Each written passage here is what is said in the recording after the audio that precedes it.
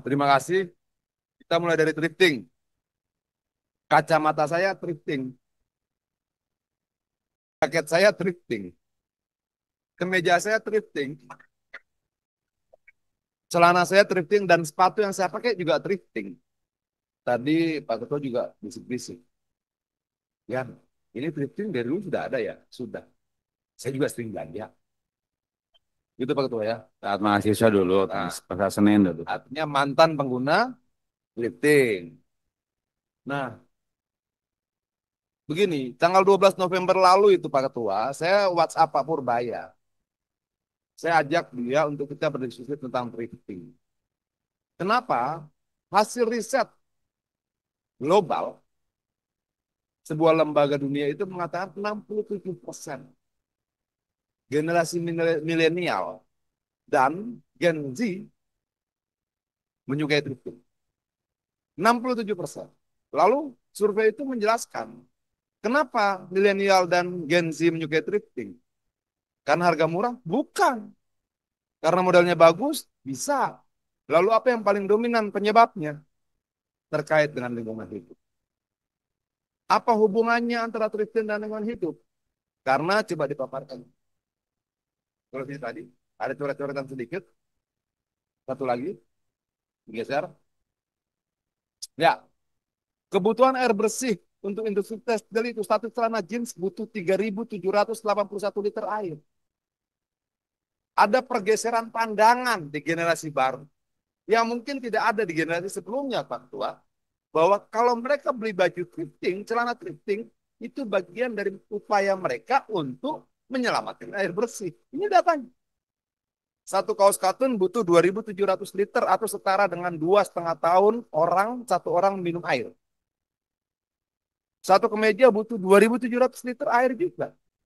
Dari awal sampai dia proses awal, penanaman, segala macam, sampai dia menjadi pakaian siap jadi, ini angka-angkanya. Jadi kalau kemudian generasi Z dan generasi milenial itu menurut risetnya 67% menggemari thrifting, salah satu alasannya ini. Artinya bahwa thrifting tidak kita bisa lihat sesederhana yang disampaikan oleh Pak Purbaya. Kalau kemudian kita bicara ilegal, ilegal. Tutup. Semua ilegal mau ditutup. Itu kita tanya, menurut Undang-Undang Lalu Lintas boleh tidak motor menjadi angkutan penumpang? Artinya kalau konsisten, ojol-ojol itu secara undang-undang tidak boleh. Itulah kita selama 14 tahun tidak merubah undang-undangnya. Sehingga kita selama 14 tahun dalam tanda kutip sebagai sebuah negara Pak Ketua bersepakat untuk melanggar sama-sama. Kira-kira seperti itu. Nah, kita geser lagi. Coba digeser lagi. Apakah yang impor thrifting cuma Indonesia? Enggak, ini datanya. Amerika tahun 2021 impor thrifting senilai 2,19 triliun. Ya, Pak Purbaya perlu diskusi itu sama teman-teman yang belanja di Amerika thrifting ini terkait dengan thrifting. Belanda impor thrifting dari negara lain 2,76 triliun. Rusia impor thrifting dari negara lain 2,184 triliun. Ini datanya jelas. Jadi tidak cuma kita saja yang impor. Jadi ada perdagangan dunia juga ketua yang saya tangkap. Belanda impor, Amerika impor, Rusia impor, Indonesia impor dan sebagainya. Nah, solusinya apa? Pertama pahami dulu problemnya. Problemnya apa terkait dengan lingkungan hidup? Industri tekstil itu menyumbang 20% kerusakan udara. Datanya ada, coba digeser lagi.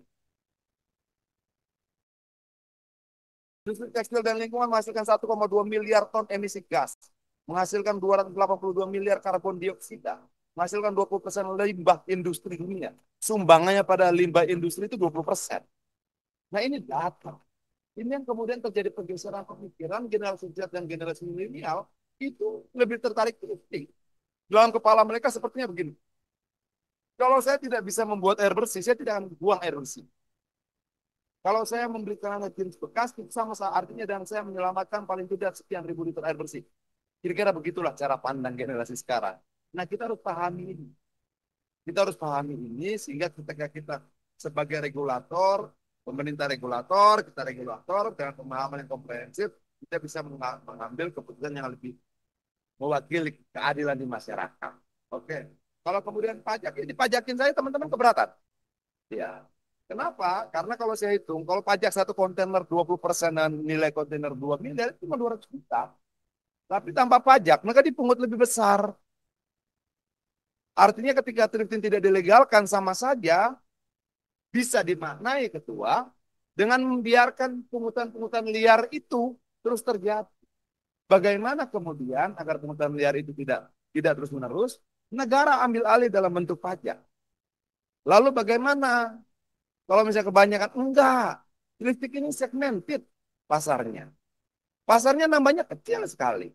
Kenapa? Mereka yang suka mode-mode yang berbeda. Mereka tidak mau barang-barang yang didapatkan di banyak tempat dengan mudah dan sebagainya. Harga terjangkau, kesadaran lingkungan. Segmen ini tidak mudah tergantikan. Nah, menurut saya untuk awal adalah dilegalkan tapi dibuat kuota. Oke, kita buat perbandingannya coba. Gambar yang pertama. Nah, ini sama-sama ilegal nih. Ini semuanya data-data yang juga resmi. Data 28.000 kontainer ini adalah data dari asosiasi garment, asosiasi benang filamen, dan sebagainya. Oke, dengan asumsi satu kontainer 40 feet itu beratnya 28 ton, dengan 24.000 kontainer jumlahnya adalah 784.000 ton. Ini ekspor tekstil ilegal dari negara Cina. Oke, lalu kita lihat impor thrifting ilegal berapa? Menurut Kementerian UMKM 3.600 ton.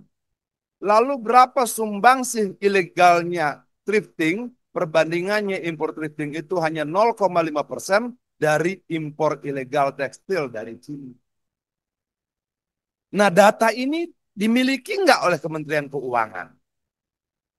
Jangan-jangan Pak Menteri maksudnya baik, tapi dia dengar data yang salah. Nah, dalam hal inilah Badan Aspirasi Masyarakat ini mau di dalamnya teman-teman ada komisi 11, ada komisi 2, ada komisi 1, saya komisi 5. Jadi setelah kita rapat begini, teman-teman komisi 11 bisa pertanyakan pada Menteri Keuangan. Bisa pertanyaan pada Bea Cukai. Teman-teman dari komisi yang lain bisa melakukan hal yang sama, nanti disurati oleh Badan Aspirasi Masyarakat lintas komisi. Nah, data-data ini menurut saya perlu kita bicarakan. Oke, ini datanya nih. Oke. 700 kembali ke data terakhir. 784 ribu ton ini. Balik yang tadi. Ya. 784.000 ton kontainer ilegal isinya tekstil. Masalah kita adalah kita tidak tahu tekstilnya apa. Apakah celana, apakah kemeja, apakah kaos. Data itu tidak ada. Oke. Tapi kalau kita asumsikan ketua, 784.000 ton itu kita asumsikan semuanya kemeja, oke? Maka jumlah kemeja dalam tanda kutip ilegal yang masuk ke Indonesia itu totalnya hitungan saya 3.136 juta. 784.000 ton ini setara dengan 784 juta kilo. Coba kita cek. 1 kilo kemeja isinya antara 3 sampai 4 kemeja.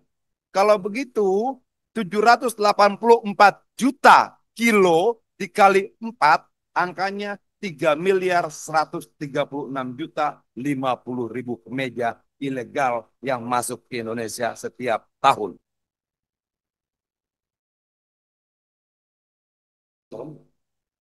Oke.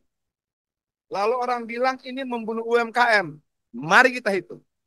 Bagaimana menghitungnya? 3.136.000 kemeja itu kita asumsikan diproduksi berapa banyak. Oke, kita ambil gampang-gampang saja biar nggak terlalu pusing. Satu perusahaan di Indonesia selama 1 tahun kita asumsikan menjahit 1 juta kemeja. Kalau ada kemeja baru 3 miliar masuk ke Indonesia, berarti ada 3.000 perusahaan Indonesia tutup. Ini angka. Sebagian kita asumsikan karena minim data. Tapi bagaimana menjawab angka-angka ini? Itulah tugas negara. Negara harus mengambil keputusan, pemerintah harus mengambil keputusan tidak karena kepentingan orang per orang, tidak karena keinginan orang per orang, tapi kepentingan bersama yang dibangun di atas kalkulasi data-data, angka-angka, informasi yang benar. Ini yang mau saya ajak Pak Purbaya bicara kemarin. Dan dia jawab, kita atur waktunya ya, Bang. Kenapa saya mau sebelum dia bicara ini loh datanya. Saya tidak mau kemudian apa yang dinyanyikan oleh artis apa itu, yang lagunya gimana? Maling-maling kecil dipukuli, maling-maling besar dilindungi. 0,5% kok. Sangat kecil. Nah ini yang mau saya yuk kita hitung bareng-bareng. Kenapa? Adian belum tentu benar. Tapi kamu juga belum tentu benar. Adian bisa salah. Kamu juga bisa salah. Bagaimana biar kita menata negara ini lebih baik? Duduk bareng-bareng dan kumpulkan kebenaran-kebenaran dari setiap angka-angka dan data-data ini. Biar kelar. Nah, ini menurut saya. Oke, yang mereka sampaikan pimpinan itu benar. Kenapa saya bilang benar? Karena mereka juga UMKM. Kenapa? Secara definisi, mereka memenuhi definisi UMKM. Modal sekian, jumlah tenaga kerja sekian, omset per tahun sekian, terpenuhi. Jadi ceritanya bagaimana UMKM ilegal membunuh UMKM legal? Atau bagaimana sebenarnya narasinya gitu? Atau UMKM saling bunuh dan UMKM? Atau bagaimana? Nah inilah yang menurut saya biar tidak salah-salah kita. Oke, saya sadar nasib apa keinginan baik Pak Purbaya. Keinginan baik Kementerian Perdagangan. Saya sadar betul. Tapi keinginan baik tanpa didukung dengan data-data yang baik bisa menjadi tidak baik. Sebagai anggota DPR, saya coba buka komunikasi. Kita ngobrolin dulu yuk. Kalau ngobrol saya salah, saya bilang minta maaf, saya salah, saya nyerah. Tapi kalau saya benar gimana? Gitu loh.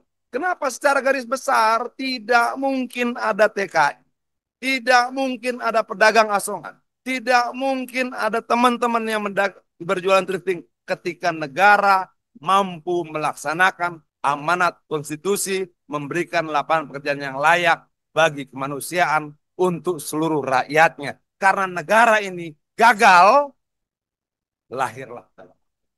Karena negara ini gagal, lahirlah pedagang kaki lima. Mereka lahir bukan karena permintaan mereka. Mereka lahir karena negara gagal memberikan langkah-langkah konstitusional bagi rakyat. Ketika mereka mencari makan menjadi pedagang kaki lima, kenapa negara salahkan lagi? Ketika mereka menjadi pengamen, kenapa negara salahkan lagi? Ketika mereka menjadi pedagang asuhan, kenapa negara salahkan lagi? Bukankah mereka menjawab kegagalan negara dengan kreativitasnya? Nah ini menurut saya yang harus kita luruskan dalam cara berpikir kita tentang bagaimana sebenarnya negara ini dibangun untuk apa, siapa, dan bagaimana.